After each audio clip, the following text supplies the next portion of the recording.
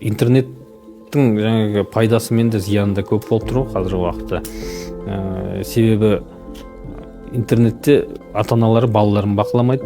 Интернет арқылы жаңағы терроризм, экстремизм идеологиясы болсын, радикалдық идеология. Бала сондай ойларға беріліп кетсе, оның мінез құлқында әрине өзгеріс болады. Қандай да бір шетелдік сайттарға кіріп, діни материалдарды іздеп керегі жоқ. Жігіттер болсын, қыздар болсын, көбінесе білмей жатады. Өзі парақшаларында жаңағы рұқсат етілмеген болсын, немесе тыйым салынған болсын, немесе тыйым салынбаса да, бірақ жаңағы деструктивтік, радикалдық бағыттағы материалдарды орналастыру фактілері болады. Біз ондайды мониторинг жүргізіп анықтаймыз.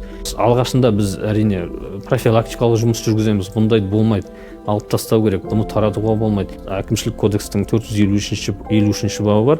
Ол жерде жаңағы радикалдық бағыттағы экстремизм насихаттайтын тыйым салынған материалдарды кіргізу, орналастыру, шығару деген фактілер бойынша, олар қылмыстық істің белгілері болмаса, әкімшілік жауапкершілікке тартылады.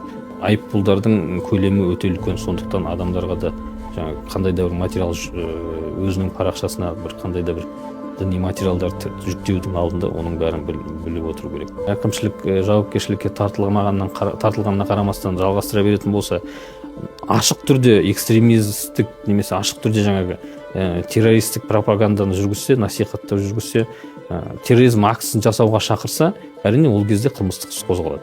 Менің діни сенімім ол ата заңда жазылған, баяғы адам дінге сенуге құқылы деп солай ойлайды да, бірақ заңға қайшы келген әрекеттер ол заң түрінде қудаланады деген нәрсені кейбір адамдар соны түсіну керек. Дін істері басқармасының ресми тіркелген сайттары бар.